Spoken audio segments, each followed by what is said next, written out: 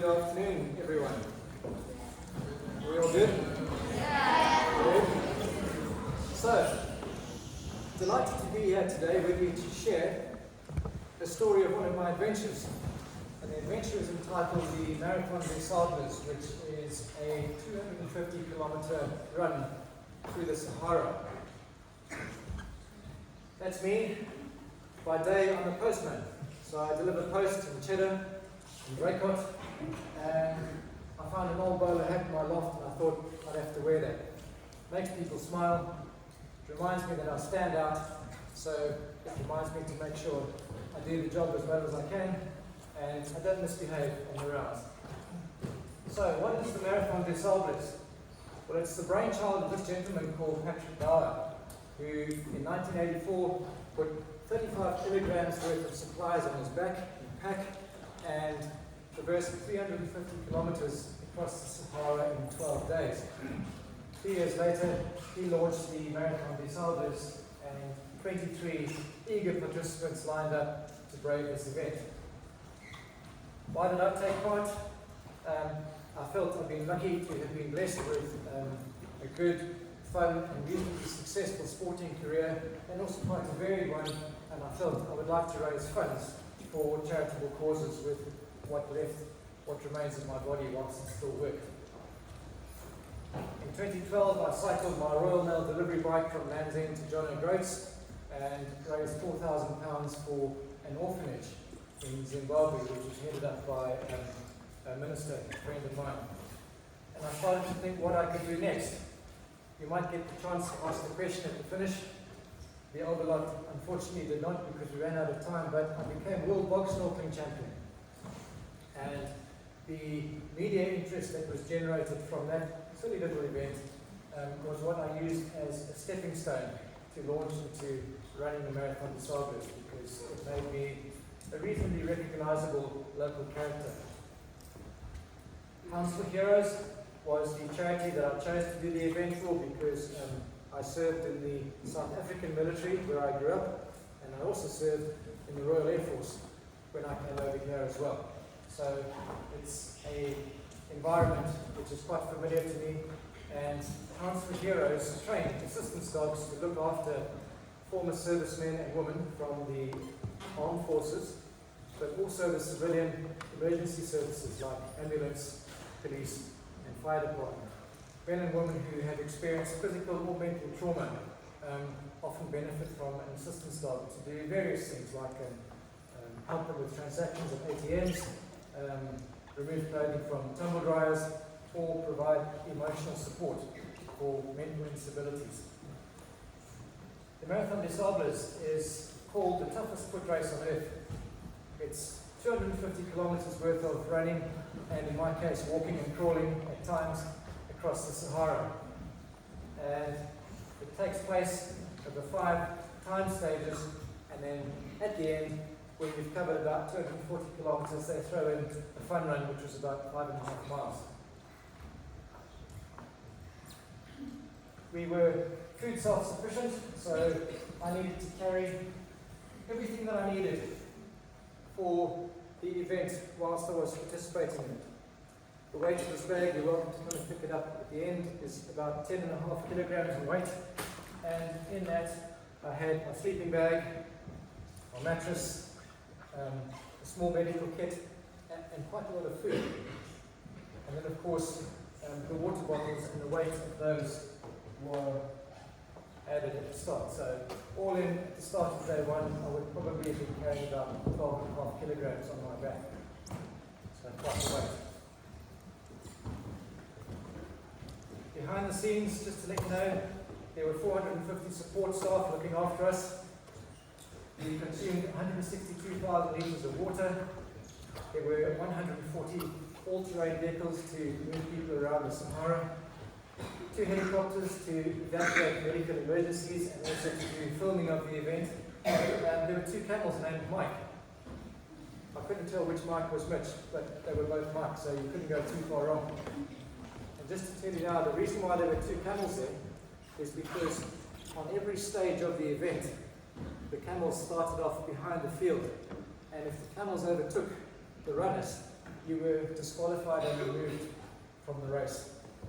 Two reasons for that. Camels move at about 2.5 miles an hour, and that was given as the cut-off point for each stage. So if you could hear the camels breathing down your neck, you were in trouble. You'd have to run faster or call for help. There were 5 quad bikes containing doctors, so on every stage there was medical support. There was medical staff at the end to help us tend to our wounds. 6.5 kilometers worth of elastoplast was used, and I felt like a lot of that was used on my feet. Compi, which are blister plasters, and 6,000 painkillers, which I'm sad to say I survived on rather a lot of. This next clip is the marketing clip for the Marathon des Sabres. And if this doesn't inspire you, to get you up out of your chairs, lacing on the trainers, thinking about having a go, then nothing will.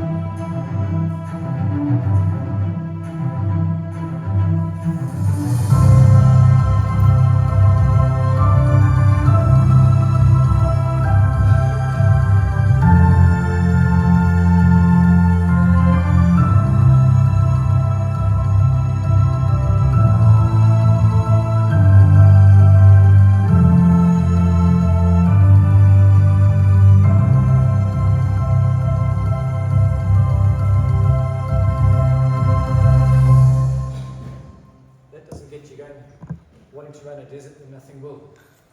There was a picture, I won't go back, but one of the gentlemen in that picture in one of the earlier events got himself lost in the desert.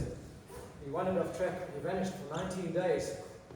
He got so dehydrated during the process that he felt like he wanted to give up and take his own life. So he slit his wrists. So dehydrated was he that he didn't bleed sufficient to end it all.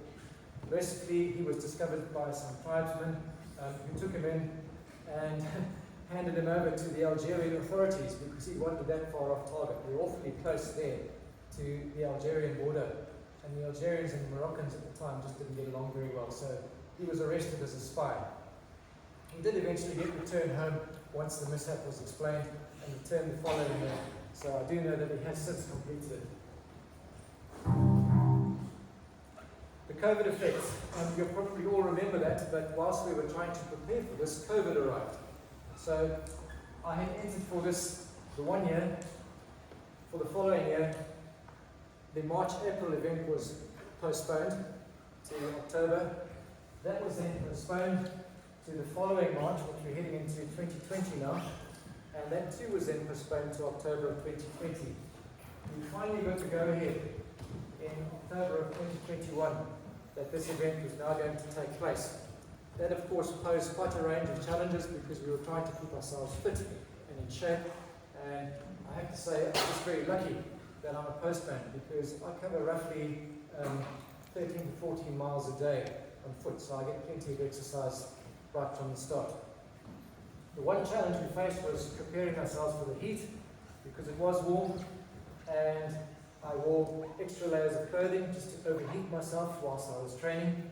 Did a lot of my running on what I call Burnham on Sahara, but Burnham on Sea, because there was a lovely stretch of sand, which was the closest I could get to replicating the dunes of the Sahara. I tried something called hot water immersion therapy. Any of you heard of that before? Without getting too graphic, what it entails is before you go out to the hot place to do an event, you, for a fortnight beforehand, you do 40 minutes worth of moderate intensity exercise, after which you immerse yourself in as hot a bath as you can possibly contain from the neck down. And the trick is to heat the water up progressively so that by the end of the fortnight, you're probably sitting in a hot bath for a good 35 to 40 minutes. And what that does is it helps your body make the physiological adaptations which prepares the rest of it for the impact of the heat. My friend Chris used to sauna, that was another option as well. Just to run you through the compulsory kit list, I refer to my friend Chris from time to time because although there were 674 of us that started this event, Chris and I are good friends, so when we could, we did a lot of our training together. He lives in Cheddar as well, a local paramedic. Of course, we needed to be clothed. We had to have specialist shoes with some tread on the underside. I'm a size 12, so they are quite large, but you can see they're quite broad. The reason for that was to help prevent sinking into the softer sand. That shoe there has a gaiter attached to the top of it. It's very loosely attached, and what that did was prevent the sand from getting into your shoes, because that acts a bit like a rasp, and all it does is create blisters. We needed a venom pump just in case we counted any nasty beasts. There are poisonous scorpions and snakes out there. Mercifully, we didn't see any, and I think because of the encampment containing so many bodies, I suspect two things. Given the heat we'd experienced, any self-respecting insect was hiding in the shade somewhere, and B, because there were so many smelly athletes around, I don't think they could hold their breath long enough to get into the tent and come and bite one of us. Electrolytes, those would be the things that we added to our water, A, to provide taste, but also to help replace all of the body salts that you would lose from sweating as you were moving along. Food, we needed to have 2,000 calories worth of food for every day that we were going to be out there. And so that was also contained in my backpack, which at the start of the event was 10.5 kilograms in weight. Still feels like quite a chore to lift that down. We were also equipped with a compass to help us navigate, and a whistle should we get lost, so we could call for help. We duly departed from Gatwick in October on our way, and at that point I have to say we had no idea what was in store for us. Not sure how he got in there. We arrived at the airport in Morocco.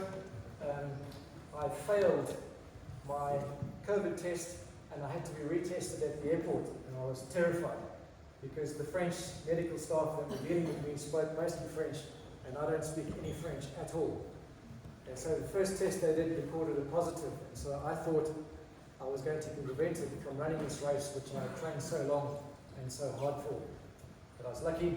They did the second test, a somewhat more thorough test this time, and that produced the negative result, the first one being what they refer to as a false positive. And at that point I thought I was bulletproof and I could survive just about anything that came my way. I was wrong. So, creature comforts. One of the many things we had to put up whilst we were out there was the loo facilities. That lovely structure you see there was what passed as a loo. There was 3 cubicles there. I think that's probably the best description of them. And there were probably half a dozen of these dotted around the encampment. And we were supplied with poo bags. There we have it. It's a human-sized poo bag. A little bit bigger than what you would when you're walking the dog, unless perhaps it was a Great Dane. But we were issued 2 poo bags per person per day. And that was to, well, you know what it was for. And we then needed to go into this lovely little cubicle, which I'll give you a little insight into. The audio isn't back here, but I just thought I'd give you a little bit of a walk around as to what our toilets look like.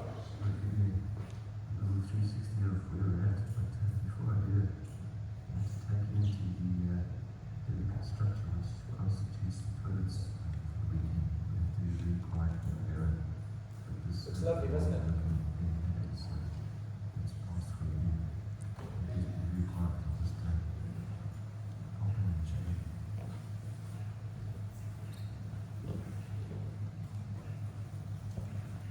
This bag we put on top of the structure you're about to see inside there.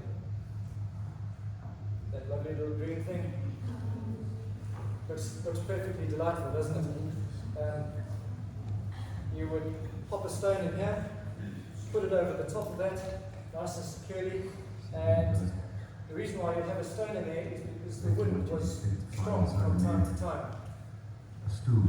And if the wind whistled through the ablution facilities whilst you were sitting there doing what you needed to do, there was every chance that it would blow the packet back up in your face, which is probably what you didn't want to happen.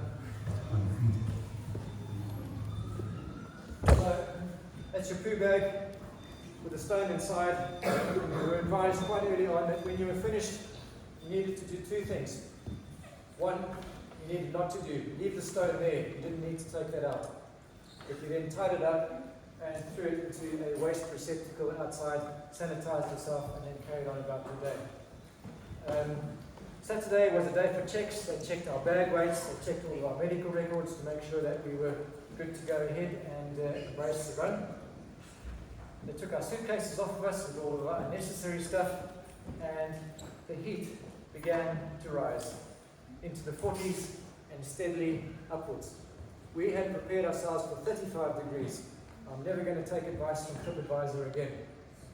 Although to be fair, they weren't expecting a heat wave either. So our last meal was provided for us, and at 6 o'clock that evening, this happened.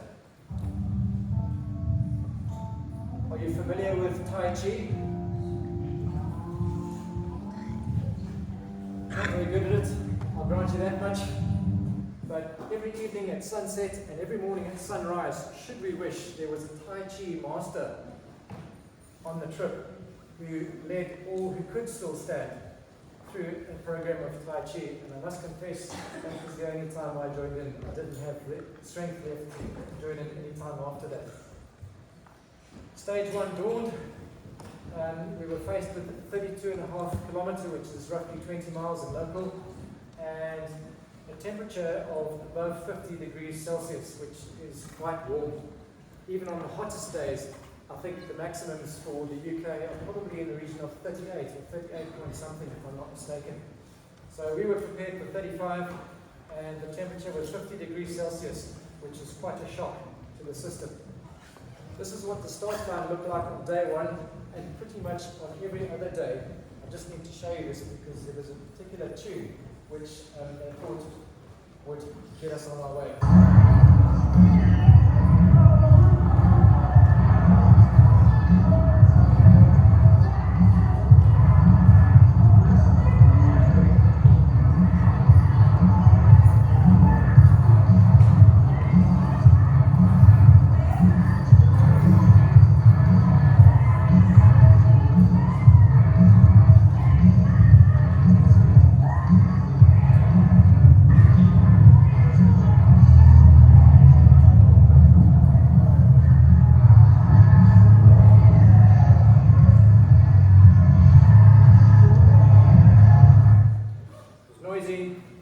Helicopters buzzing around filming us. We were all nervous.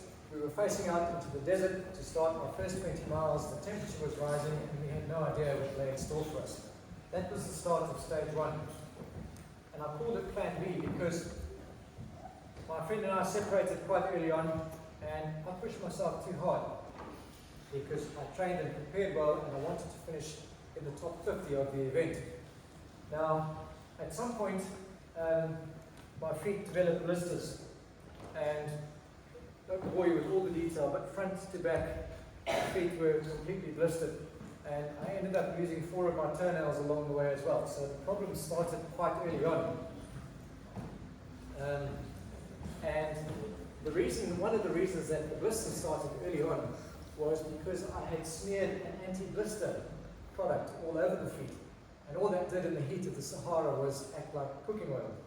So there was a lesson learned in that. I collapsed towards the end of stage 1 and had to be revived, and was lucky to have some passing athletes share some of their water with me, and I'm going to say pretty much carried me across the line. So before I even got into day 1, let alone day 2, I had made some errors and very nearly not finished. In fact, very nearly not started the race, to be quite honest. So we survived day 1. The problems arose that evening when diarrhea and vomiting manifested itself throughout the whole athletes' village. So there were 674 of us, and it's the strangest experience in the world to wake up at 3 o'clock in the morning.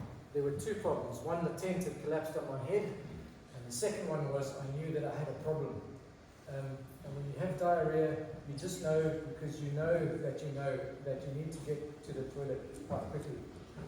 And so you dare not stride out just in case, so you run in short steps, a little like a penguin, only to arrive at the loo and find yourself standing in a queue in the middle of the Sahara at 3 o'clock in the morning. I'm afraid there was only one option then, and that was to take advantage of the surrounding sand and bushes. I was lucky. I had a very light dose of DNV and managed to recover quite quickly. A lot of the athletes didn't, and that actually finished the race off for them. Stage 2 dawn, and this was the hottest day. You can see there, that is 56 Celsius, so it was even warmer than the previous day. 56 degrees Celsius is very difficult to describe other than to say it's hot. The static temperature in a 13-kilometre stretch of the largest sand dunes in the Western Sahara, known as the Yazuga Dunes, was recorded at 62 Celsius, which is, it's just hard to describe. Entitled this stage here, as I said, we had a somewhat sleepless night because of diarrhea and vomiting. My feet were blistered from one end to the other, and I felt more like a walking wounded than an athlete. And when I arrived at stage 1, I heard the first report that someone had a heart attack, just to give you an idea of how severe the conditions were on the human body. He, however, was fortunate in that he had a mild one and he had recovered, so that was brilliant. Chris and I had separated, and at one point came over the top of the dunes, and I heard and saw a bush calling my name, and I was terrified because that was the last thing I expected. As it turns out, it was just my Chris, my friend, seeking respite in the shade of the only bush in the surrounding territory. Just to show you more or less what the area looked like where I was.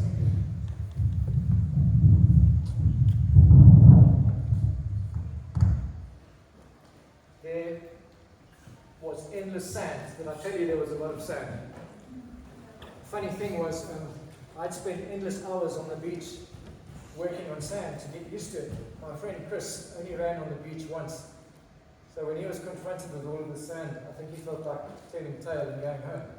But that was another lesson learned. Pierre, the gentleman after whom I entitled this stage, I had just met up with Chris, who happens to be a paramedic of 20 years service, when we'd come over the crest of a dune and we saw an athlete 20 paces from us drop dead.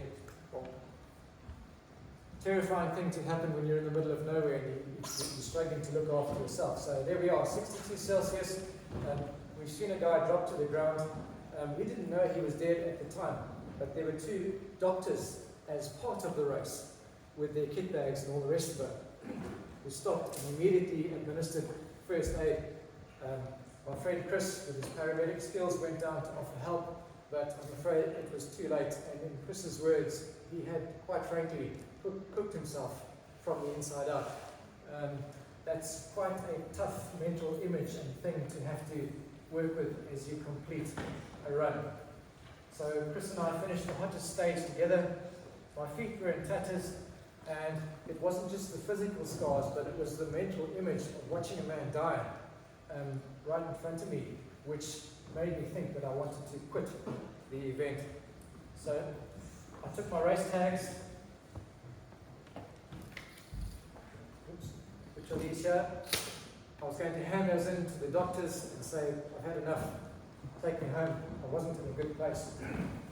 But my friend told me, Mac, call me Mac, sleep on it and see how you feel in the morning, which I did.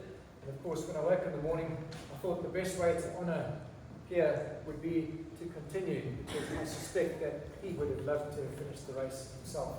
And so we set off on stage 3, which was a very gentle 37-kilometre stage. And the reason why it was gentle is because in the road book, which we were supplied with, we had stages 1, 2, 3, and 4 was just the mystery stage, so we had no idea what to expect. So I spent a lot of day 3 on my own, with my sore feet, pressing on, going relatively easy, and wondering what the next stage would have in store. It was quite rich of me to even assume that I was going to make it to the next day, because it was a very tough mental day, remembering the image of Pierre and trying to wonder what would confront us the next day. But I felt good, finished at a run, and we were then issued with, it looks a little bit weather beaten, and it is, still smells like the Sahara, but that was our stage 4 book. And we were informed that stage 4 would be a very gentle 82.5 kilometers, which is roughly 51 miles. And we had more or less, we had 32 hours in which to cover that distance. Just to show you that there were settlements out there. It's our stage 3. We were walking in what was a wadi, which, when it rains, apparently becomes a river, and there were little communities dotted along next to it. So we've completed 3 stages. Stage 4, 82.5 kilometers, and we had 32 hours to complete the stage. They had to set time limits for safety reasons. What I didn't know is that there was 6,500 foot worth of climb, and there were 19 kilometers worth of sand dunes in this little piece. I didn't get to see a lot of them because it happened overnight, what it did for me.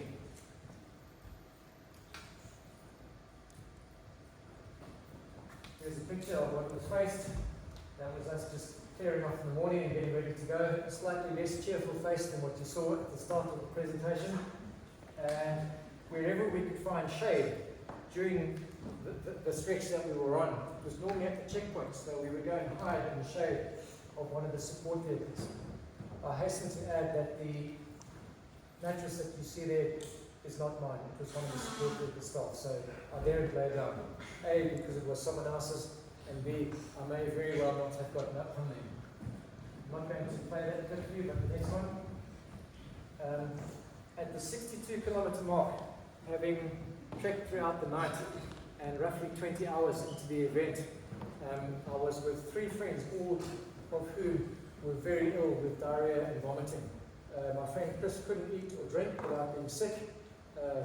Lucy had diarrhea and vomiting, as did my friend Sean, so there were 4 of us. I was probably the only one who, aside from the blisters on my feet, was in a relatively good state. And so we reached Jebel El Atfal in the early hours of the morning, just in time to watch the sunrise across the Western Sahara. I wish I'd had the time to appreciate it. But this Jebel was a 250 meter high rock mountain with sand blown up against the side of it. And the only way we could get up this thing was with hand ropes, just to give you an idea of how steep it was.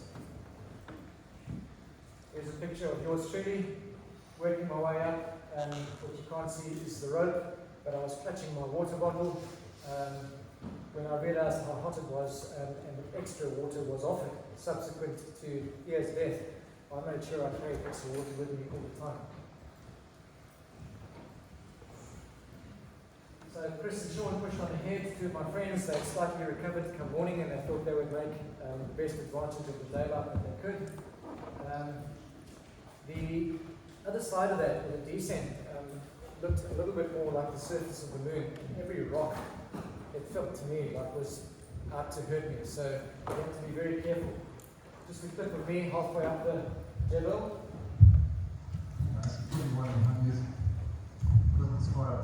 Okay.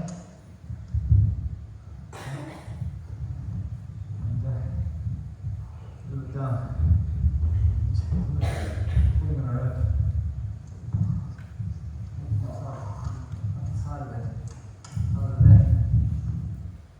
It's quite difficult to capture the magnitude of that little event here, because the gorge in Cheddar, you're all familiar with the Cheddar Gorge, more or less. Okay, that averages roughly 11% in incline throughout its length. The Jebel we were on was a 25% increase, so it was twice as steep as some of the steeper parts of the road up the gorge, which is why we were pulling ourselves up with hand ropes, so it's quite a tough challenge. We did summit Down to the other side, we were now 72 kilometers into the long stage, and we had 10 kilometers of the longest, flattest, driest, most uninspiring piece of desert that I've ever come across in my entire life, and hope never to see again, given that I was tired, hungry, blistered, and probably grumpy. Just to show you what we were looking at. That's what it looked like in any direction, and it's quite a challenge. Growing up in green England, this green and pleasant land, where you can see greenery, shrubs, flowers, and water. You have no idea how much you miss that when you can't see it. And all you can see in the horizon is sand, sand, and more sand. But we duly finished. I received a 30-minute time penalty on the stage because I had accepted an extra litre and a half of water, because at the point at which I did that, Lucy and I were both in trouble, because I was sharing my water with her, because the rate at which diarrhea and vomiting was passing through her, to be quite honest, was causing us problems. And if I hadn't accepted the water and the time penalty, I would probably still be out there somewhere in the sand at the Sahara. That stage took us 28 hours and 48 minutes. That name at the bottom, Rashid Al-Morabiti, just to give you an idea of what the super athletes do. It took him 21 hours, 17 minutes to complete the whole event. 5 days, or 6. And it had taken myself, athlete that I am, 28 hours just to cover, I'm going to say roughly a quarter of what he did. So these guys were good. Remember I mentioned the camels? The last two athletes that I'm going to show you a clip crossing the line, two Russian ladies, and although you can't see them, the whole camp goes out to meet them, and there were the two camels in the distance behind them. There's a line of the support cars, and just to the left of the cars are the two camels.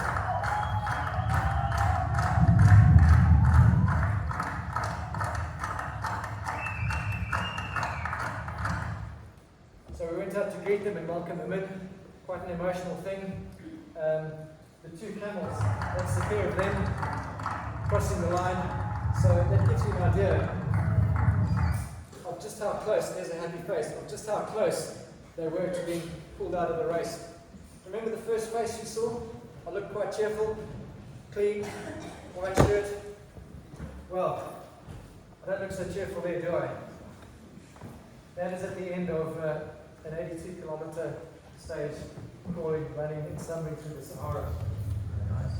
We're at the end of picnic day 5. 82.5 kilometers to 50 degrees Celsius.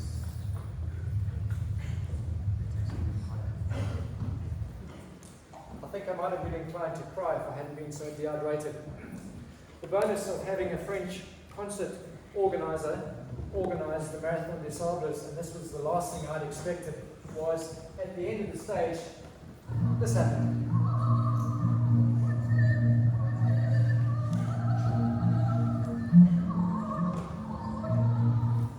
I have to assure you that that was the last thing I expected, and probably the last thing I felt like.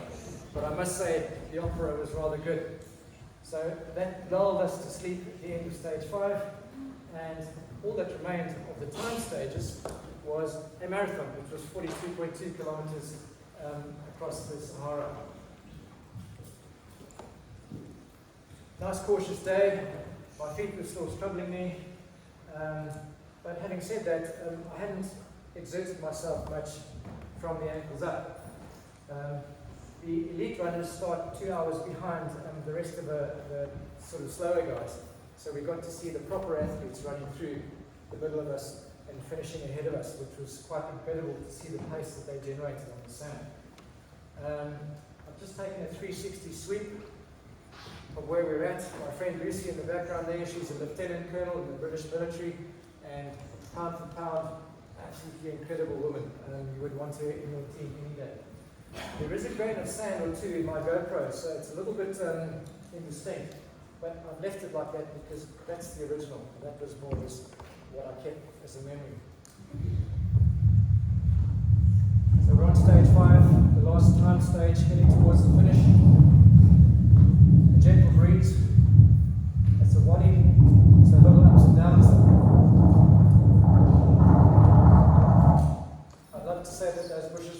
but they were rather parched, sort of yellow and brown. But at least there was some foliage which provided some interest. So Chris and I finished stage 5, passed several checkpoints with ease.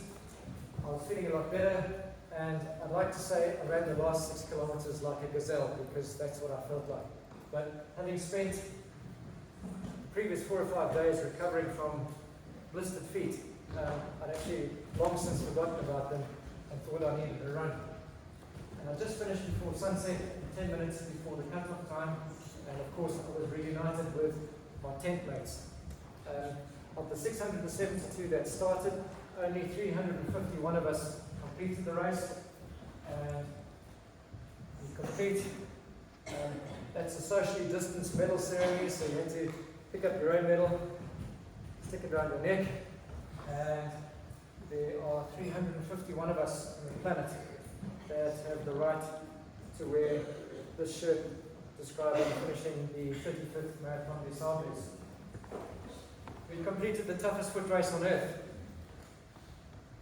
or so we thought, because we were now 5 miles from the buses. So the last day, day 6, or stage 6, was an 8.5 kilometer run to the buses, so we could all pack ourselves in, head back to a 5-star hotel, and earn ourselves a good meal and a good night's rest. That just gives you a picture of my friends and I on the charity stage. We all had little yellow t-shirts signifying that we're finished, and arrived back at our 5-star luxury accommodation. And I think I spent most of the 3 days that I was there with my head in the buffet and my backside sticking out the other end, and I was just so pleased to get back and get some food. On Monday, we flew back to South Africa, and my 2 lovely wives picked us up at the airport, and the poor woman, I don't think they've stopped hearing stories from the pair of us about our adventures in the Sahara. We recovered. Chris is back at his paramedic job. I, of course, delivering the post. And the question is, what now? Well, Chris and I have been lucky enough to share our experiences with different groups. We've raised over £10,000 for Hounds for Heroes, which trains assistance dogs to look after former servicemen and women, which is always good. And Chris and I have got plans to do other mad adventures, which perhaps we'll come back and talk to you about at a later stage. Thank you for listening. Are there any questions?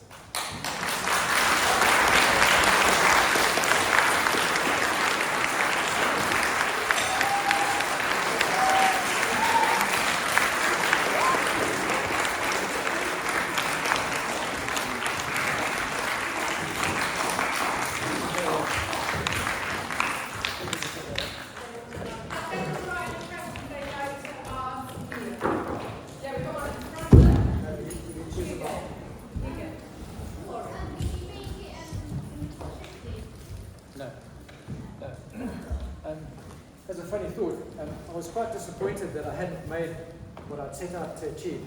However, in retrospect, when I realized that people had died, 48% of those that started didn't finish, I realized that I was actually quite fortunate to survive. And I think I ended up finishing in about 322nd position of the 351 of us that actually finished, bearing in mind that roughly twice that amount started the adventure, so very lucky to have finished. Thank you, and thank you. Okay. Bog snorkeling was an event dreamed up by a couple of Welsh guys over a few drinks in a pub of an evening, trying to come up with reasonably sporty ways, but also reasonably fun ways of raising funds for charity. So it's a 60-foot long trench dug in the middle of a bog in Wales, which allows the water from the surrounding fields and whatever the cows are left behind to drain into it. And wearing flippers, a snorkel, and a mask, and some clothing in between, you can wear whatever you like. You have to flipper yourself using no conventional swimming strokes to the one end of the bog and back in the fastest time possible. And they also have other exciting events. There was a wife carrying event, husband dragging, there was a belly flop competition, so all very serious sports, as you can imagine.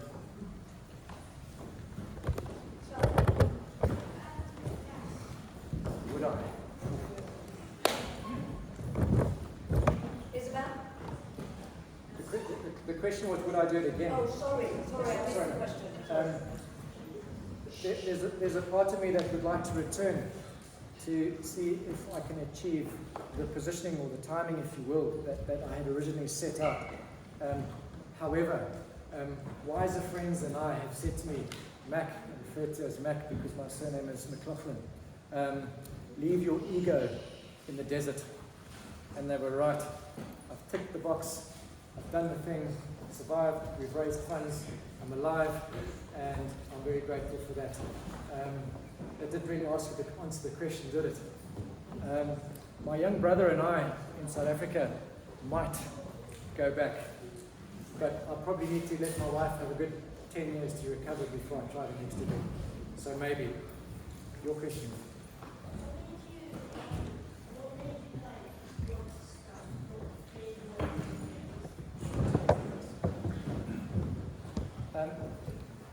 I came across from South Africa 25 years ago, and my background there was in sports coaching and development. I'd worked with the Zimbabwe national hockey team, so I've been very lucky to do some interesting things. I'm going to say achieve some good things, and I've had I think a blessed sporting career with this old body, and I felt that the time had arrived to use what I had left in me to do things for someone else. And so the thought to do charitable events to raise funds for good causes is what started me out along that path. Just one more question. Have you got any permanent scars? Yes, yeah, I do.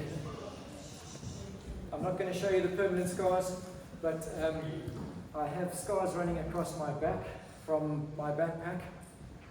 My wife assures me they're there, I can't see them.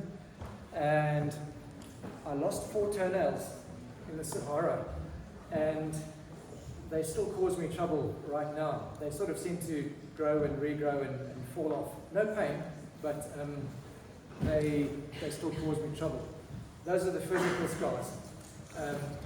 I don't want to over elaborate as far as mental scars are concerned, because I was physically and mentally well prepared for the event.